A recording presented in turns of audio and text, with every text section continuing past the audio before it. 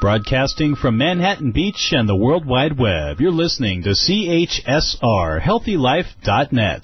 As a service to our listeners, this program is for general information and entertainment purposes only. CHSR, HealthyLife.net does not recommend, endorse, or object to the views, products, or topics expressed or discussed by show hosts or their guests. We suggest you always consult with your own personal, medical, financial, or legal advisor.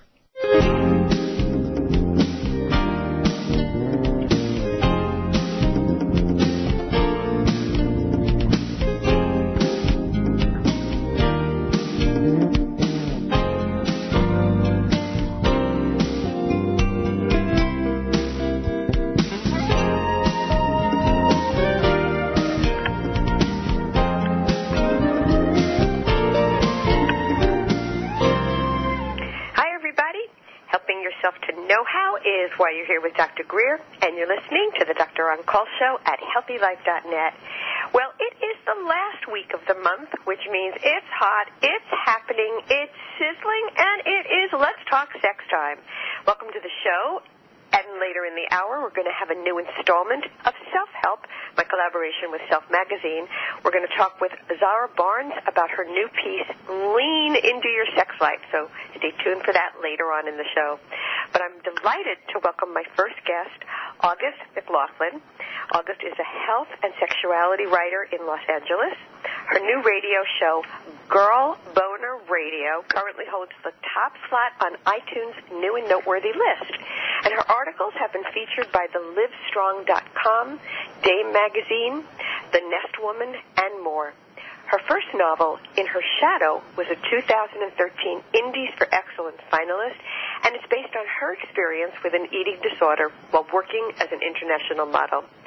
In her outspoken advocacy for healthy sexuality, August coined the term girl boner, and in addition to her radio show, she writes every Monday about how to celebrate and embrace your sensual side on her blog at augustmclaughlin.com. We were lucky to meet at the Women's Sexual Health Day event in New York, and she's been on the show before because she's such a terrific guest. So, August, thank you for coming back and joining us once more with Feeling. Oh, thanks so much for having me. I love your show, and it's fun for me to chat with you. And I really appreciate your being here because I know you were having some bells going off and sometimes life throws us personal upheaval, and that's what happens in people's sex lives as well a lot of the time. You know, you think everything is on track and on point, and you're going to have a romantic evening, or you're going to, have that intimate time that you were planning on, and then suddenly the unexpected happens, and being able to make the connection, it's always tricky. It's really true, and it's interesting how it seems that the cliche is true: when it rains, it storms, and I often feel that when you're doing a lot of great work, be it professionally or personally in your relationship, there are often extra challenges, and they're kind of like growing pains. And if you get through them, then you get those rainbows. And I try to remind myself of that when my plate gets really full and kind of wonky. I think that's a helpful thing for all of us to learn. Well, I love it. I love what you're saying in terms of growing pains and soldiering on and soldiering through them so that you do get to the rainbows. And let's talk. Speaking of a rainbow, tell us about your radio show. Sure. It's pretty new. It started in January, and I have to thank you because the experience first chatting with you on your show and two others I did with other hosts afterward really inspired me to embrace this kind of platform, which I think is really powerful. I appeared on Dr. Lisa's Health and Heal. She was on the show The Doctors, and now she's doing her own radio show instead. And afterward, her producers called and said, we think your show would do well as its own thing. Are you interested? And it's been really, really fun.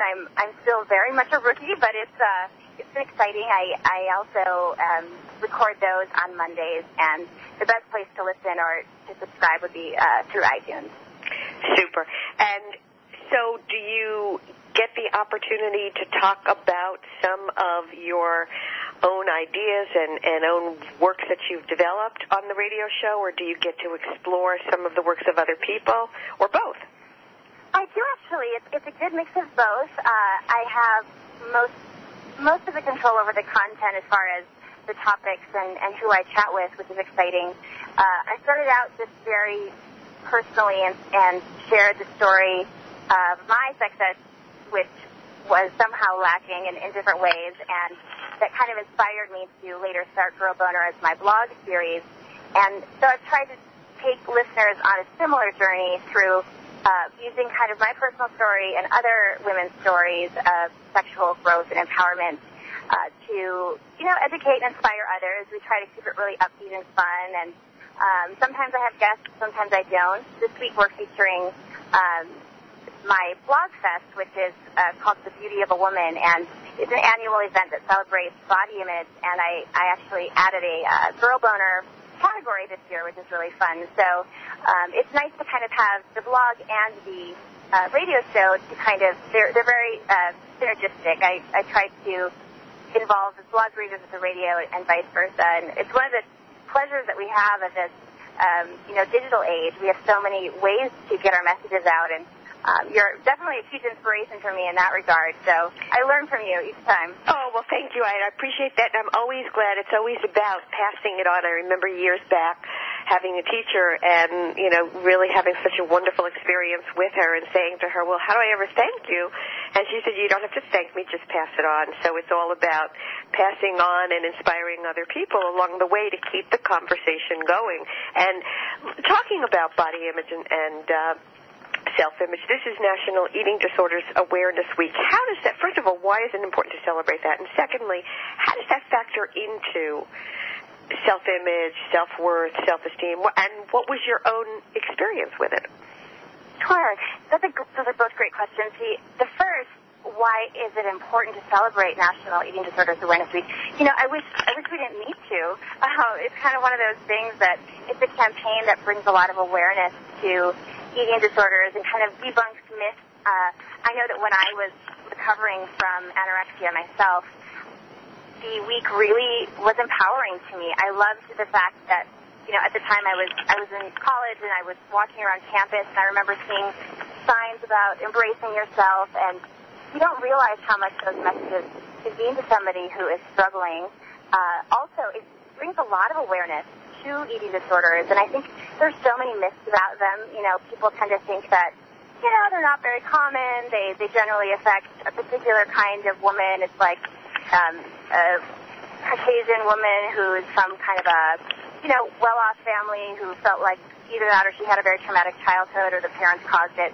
And those are, some cases, but they're myths for many people. And it's important for people to know that if they have disordered eating and it doesn't fit into a particular box of what they perceive as having an eating disorder, that they get it addressed. And so I think that bringing more awareness to eating disorders helps people get the treatment that they need and the growth that they need, and even realize that they need it in the first place. That is so important, and it's so empowering that just by talking about it and bringing it into the public consciousness and public awareness, that it takes it out of a stigma, and it takes it out of something shameful, that that sort of range of what's wrong, what's really wrong, is something wrong with me, and really presents it as a problem that needs to be addressed and dealt with and understood and can be handled and managed. Absolutely. I agree that the stigmas are pretty huge, and there's a lot of shame surrounding them, and they affect personal relationships and sexuality profoundly. So, when one person has an eating disorder, their loved ones are all affected. It's a pretty, serious, difficult thing. So you not only end up helping the people who are struggling, but everyone that they're closely connected to. And do you think that sexuality factors into an eating disorder before, during, and or after it? Have you seen that, and was that anything that you experienced yourself? Yeah, absolutely. I think that eating disorders and a person's sexual lifestyle and their personal sexuality are pretty inseparable. For me, it's really hard to pinpoint one particular thing that kind of causes a person's eating disorders. Generally, it's a complex variety of things, but I know for a fact that many women, including me, it's when we don't have a healthy relationship with our sexuality and our femininity and our bodies, we tend to be more likely to get involved with destructive behaviors because we don't value those parts of ourselves. And understanding and embracing our full bodies and, our sexuality is just as much a part of us as our digestion. It's everything about us is, combined. We are these beautiful sexual creatures from the very beginning. And I think messages that many girls receive early on, and boys definitely receive negative messages too about sexuality. If we're told that we should never talk about sex, we should not have sex unless it's purely to have a child. We should never masturbate. We should never touch those areas. That's really, it's just cutting off this huge part of ourselves. And so I think in many cases, it's a lack of sexual empowerment not only affects the person who then develops disordered eating or really poor body image, it also affects the way that parents raise their children. So if parents, for example, were raised without any sex education, they are unlikely to really emphasize that kind of empowerment for their children, which then leads to more problems. What a great point, that it does become a matter of family values, family perspective, and what gets communicated both verbally and non-verbally, what gets passed down in the family and normalized or taken out of context so that people, if they're not talking about it or are struggling with feelings of discomfort or anxiety about their body or about their sexuality, when you feel anxious, you wind up feeling out of control, and as soon as you feel out of control, you try and figure out ways to take control and be in charge, and an eating disorder steps right in and fits right into that picture.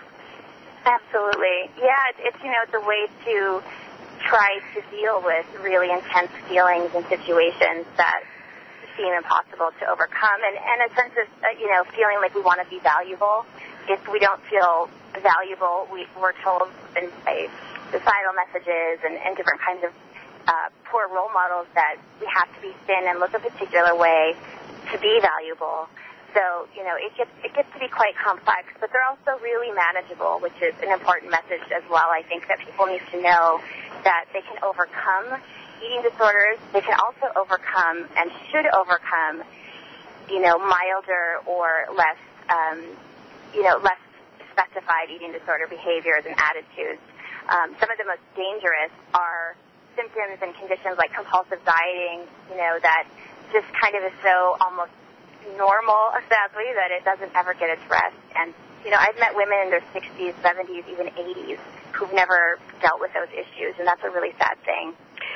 What you're saying is so, I was just about to ask you, it's so important because to feel sexy, you want to feel good about yourself, and you want to feel like comfortable and like you like your body, literally like your body. And it's unfortunate because aren't there just like millions of us women out there who really wrestle? It's like trying to wrestle with the, I call it the guiltigator, that alligator of guilt that you just feel so guilty about your body and what you ate and you're too heavy in your butt or your boobs or whatever it is that you feel uncomfortable with, and then try to manage through what you were describing, the obsessive dieting. And does that have you ever seen it work for people where women do successfully diet and in fact feel sexier and healthier, or is it more a merry-go-round that really you want to start to embrace and accept your sexuality first, and then that flows into accepting and embracing your body, even if you're 5 pounds or 10 pounds heavier than perhaps your ideal weight? That's a great question. What's interesting is, first of all, dieting never works. They'll say there's a small percent margin. In the long term, it doesn't work. The success comes from people who already have a good sense of their bodies and they don't have an emotional relationship with food, and maybe they just change their lifestyle to be a bit healthier. They learn a few good things from a particular diet and carry it on to a lifestyle. But for the most part, that's it doesn't start, the road to empowerment never starts with dieting. It might lead you to a turning point where you get miserable, and, you know, usually dieting leads to weight gain, lots of added stress, low metabolism, very low libido.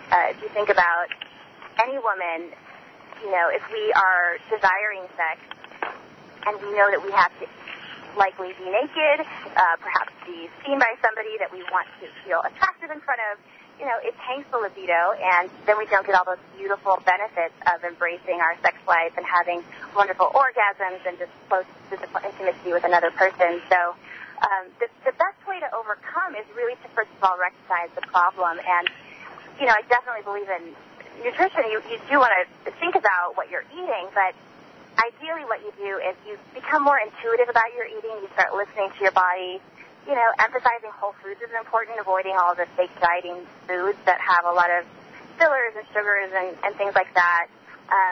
And sadly, a lot of the diet programs now, because dieting has a low success rate, are now called lifestyle programs. And any program that has really severe rules that makes you feel stressed out, that doesn't allow you to eat with flexibility, you know, you should be listening for your body's cues. When am I hungry? When am I full? Am I enjoying this food? The way that we feel about our sexuality and the way that we feel about food and eating both have huge impact on the rest of our lives. So if we have positivity in those, you know, all those little decisions we make about our sex lives and about our meals and about the way that we treat our bodies, you know, exercising for pleasure and energy instead of calorie burn, for example, makes a huge difference. And it's taking baby steps, you know. I think it's easy to feel overwhelmed, especially when you have lots of issues you're dealing with. But everyone can take one healthy step. And I think during Eating Disorder Awareness Week, it's a great time to say, you know what, so many people around the country, around the world perhaps, are making a positive change. What can I do? What can I do to make myself stronger and more comfortable with myself and a better person to be around and someone able to contribute to the world instead of feeling fixated on something that's so unhealthy?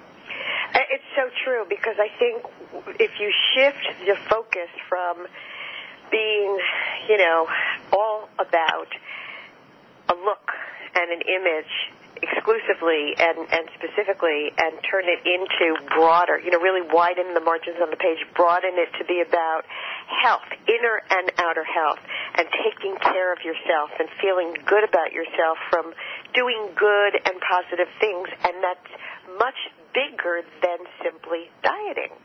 That, you know, it is. Go ahead. Yeah. It's interesting, too, because when we accept ourselves, we are more attractive. So it's one of those kind of catch-22s almost. If you can start to, you used a really good word, you said fixate. If we're fixating on something on the outside, there's a very good chance that it has more to do with something on the inside. And if we simply step out of ourselves and try to live more authentically, pursue our passions, you know, surround ourselves with people who are really uplifting, all of those things end up, you know, when you surrender the dieting rules, you don't actually get fat. I mean, that's the fear. If I surrender, I will get fat, and i.e. invaluable, unlovable. And really the goal is to surrender, listen to your body, and then your body naturally goes to a healthy place weight-wise. And studies show that we are perceived as much more attractive physically to other people and ourselves when we accept ourselves. You know, it's so true, and I think what you're saying is really, really important. There are so many diets on the market and so many different ways to enable and encourage people to lose weight, and so many times people say it's not the losing weight that's problematic, it's the maintaining the weight once it comes off, because it's easier to follow a structure and a routine, yet what you were describing, August, getting in touch with, am I hungry, am I anxious, do I want to eat now because I'm nervous, and if I do, can I rein it in tomorrow, and finding that sort of emotional balance from within is really a very important, necessary part of being able to maintain a healthy approach to your body. On that note, we're going to take a healthy approach here at Healthy Living by going to a commercial, and we will be right back at the Let's Talk Sex show at HealthyLife.net. Stay with us.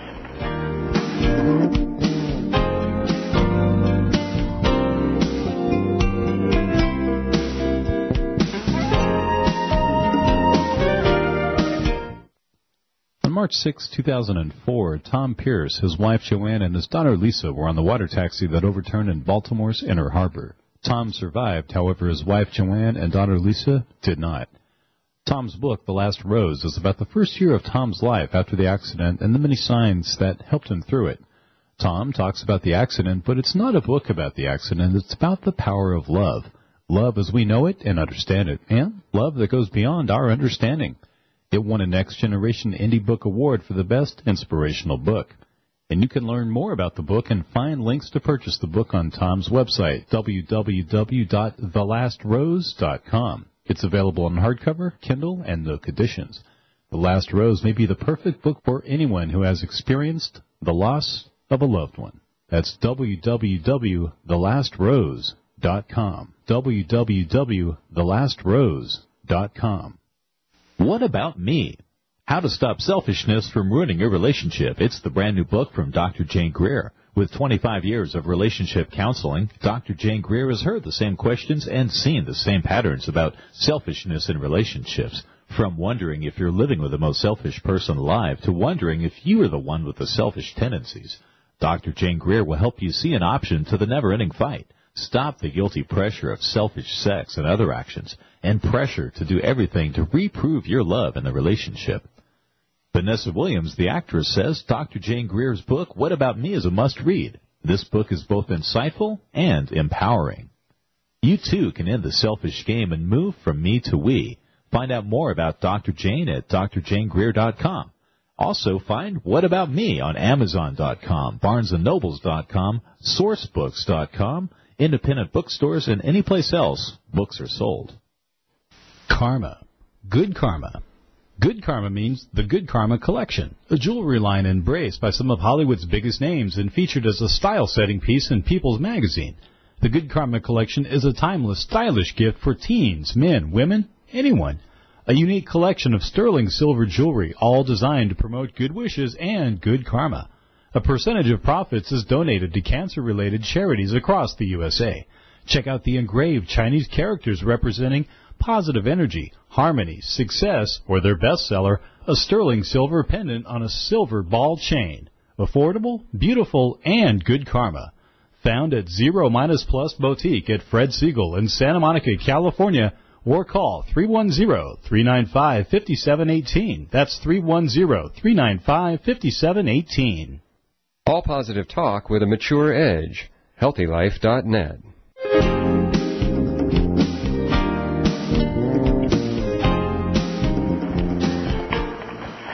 Welcome back to the Let's Talk Sex Show here at HealthyLife.net.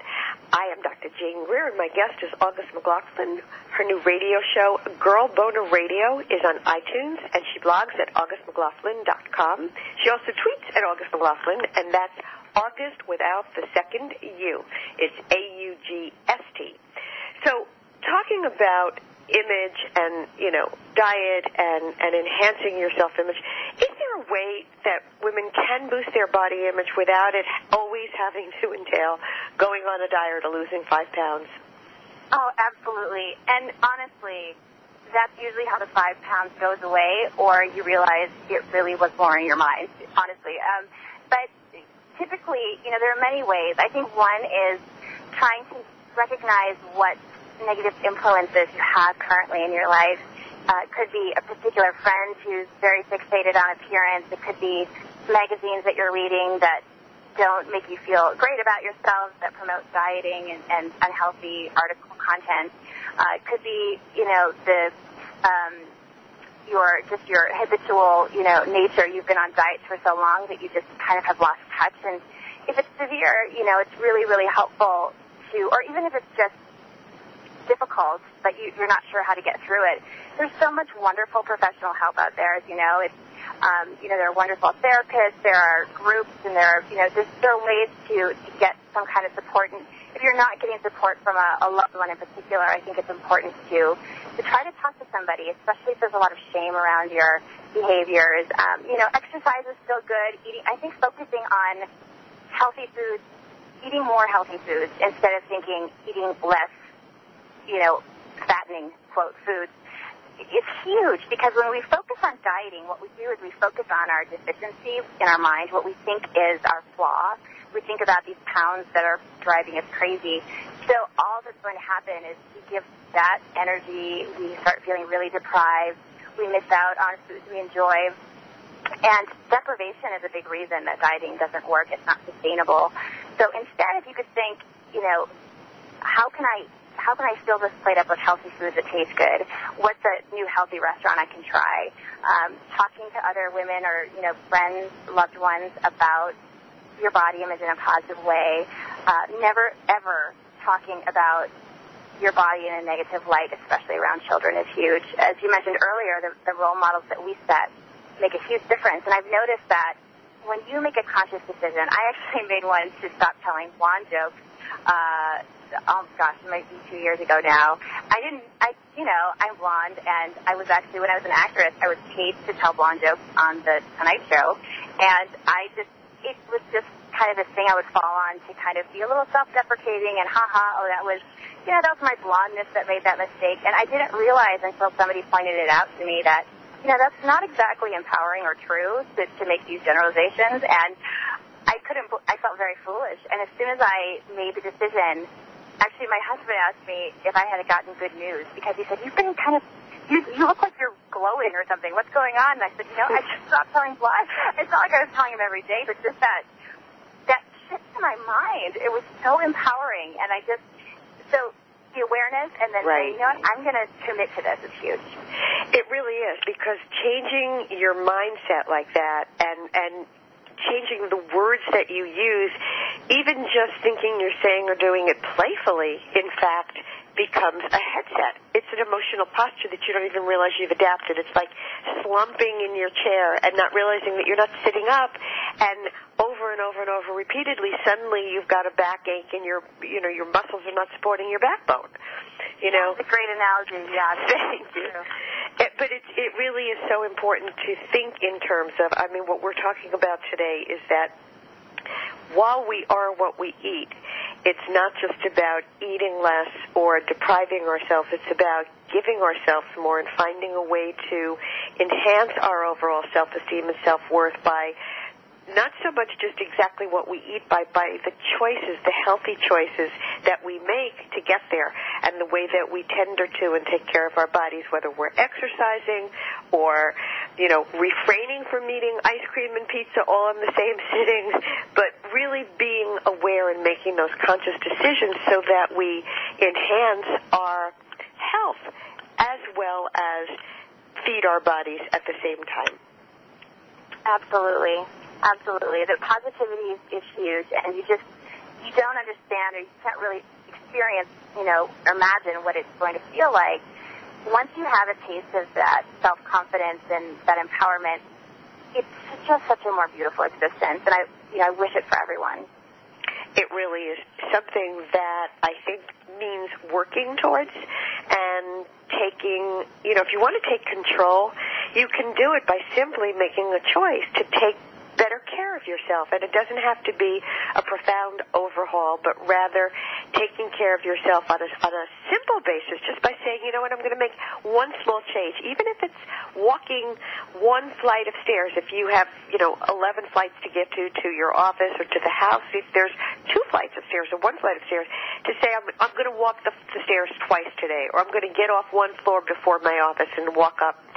Whatever you can do that you set your mind to, which will give you physical and emotional strength at the same time, is going to enhance your feeling of self and the way that you feel in your body. It's absolutely true. That's just that one step, as you mentioned. Even sleep. Sleeping more. If we don't sleep enough, we tend to have a poor sense of self. We don't think clearly. We're more emotional. Self-nurturing is really the key. And we say it all the time, take care of yourself first, but it's so easy to fall out of that habit. It really is, and that's a whole other challenging topic, how to not only usher in restful sleep, but sustain it, maintain it, and continue to have it, because so many women, for so many different reasons, from hormonal to stress to just habits that need to be polished and shined, find sleep one of the, the sort of the last frontier to conquer. And rather than it being, you know, a respite and a reboot, it's anything but. Absolutely, and certainly that's something I empathize with, and I think, well, definitely exhaustion is the biggest libido